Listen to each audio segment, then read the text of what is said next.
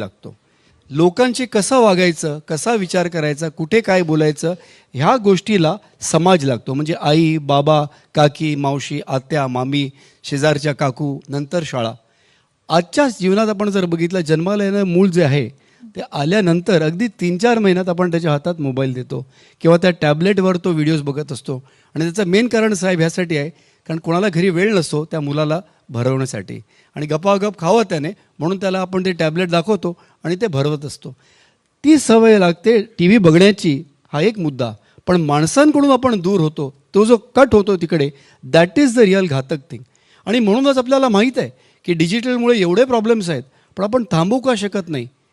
कारण आपण एक कळत नाही की डिजिटल ॲडिक्शनला अँटीडोट एकच आहे, human time. So the only antidote for digital time is human time. त्याचं एकच वॅक्सिन आहे, मनुष्य असलं पाहिजे. मग ती आईच असली पाहिजे आणि तिने जॉब करू नये वगैरे असं मी म्हणत नाही, पण कोणतरी असलं पाहिजे त्या मुलाशी एंगेज करतं आहे. कारण आपण जेव्हा एकामेकाशी एंगेज करतो तेव्हा आपला विचार, ह्या चारही गोष्टी मी सांगितल्या त्या चाललेल्या असतात. मी असेस करतो आहे की तुम्हाला मी जे म्हणतो आहे ते किती आवडतं आहे, नेमका किती वेळ राहिला मला उत्तर द्यायला वगैरे वगैरे. हे आपण डिजिटल मोबाईलकडून किंवा AI कडून पण शिकू शकत नाही, कारण ते लार्जली वन वे असतं.